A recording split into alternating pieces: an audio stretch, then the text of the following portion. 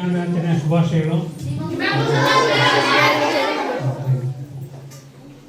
ಇವತ್ತು ನಾವು ವಿಶೇಷತೆ ಅಲ್ಲೇ ಗೊತ್ತಾಗಿದೆ.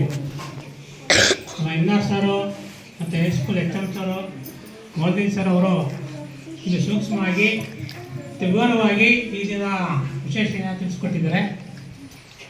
ಈ ಒಂದು ಕಾರ್ಯಕ್ರಮ ನಮ್ಮ ಎಲ್ಲ ಶಾಲೆಗಳು ಕೂಡ ಇದು ನಡೀತಾ ಇದೆ.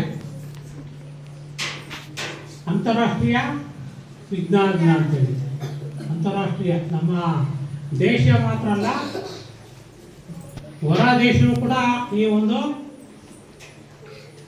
ವಿಜ್ಞಾನಾಚರಣೆಯನ್ನು ಹತ್ಯೆ ಮಾಡ್ತಕ್ಕಂಥ ಒಂದು ದಿನ ತಂದುಕೊಟ್ಟಂಥ ಯೋಗ ಸಲ್ತಕ್ಕಂಥದ್ದು ಯಾರಿಗೆ?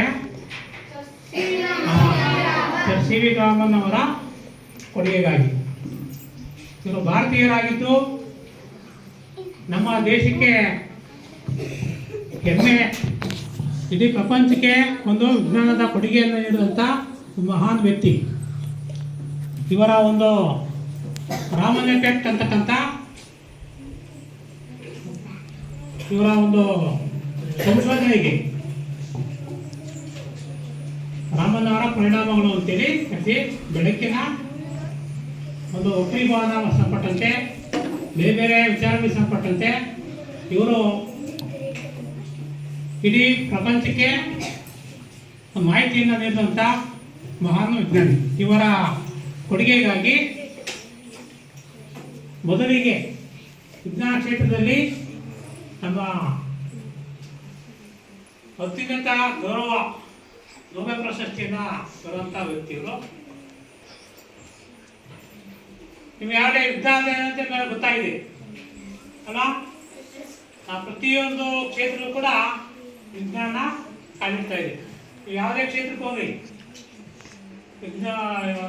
ಎಜುಕೇಷನ್ ಕ್ಷೇತ್ರ ಇರ್ಬೋದು, ಕೃಷಿ ಕ್ಷೇತ್ರ ಇರ್ಬೋದು, ಇತರ ಯಾವುದೇ ಕ್ಷೇತ್ರಕ್ಕೆ ಹೋಗ್ರಿ, ಪ್ರತಿಯೊಂದರೂ ಕೂಡ ವಿಜ್ಞಾನ ಇದೆ ಹೌದಲ್ಲ?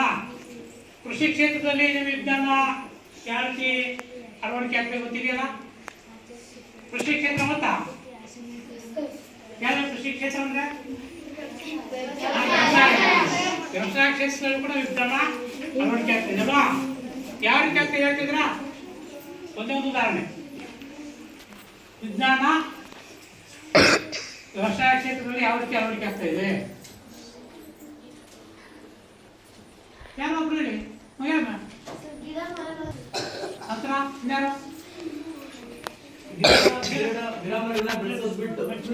ವ್ಯವಸಾಯದಲ್ಲಿ ಟೆಕ್ನಾಲಜಿ ಯೂಸ್ ಮಾಡ್ತಿದ್ದೀವಿ.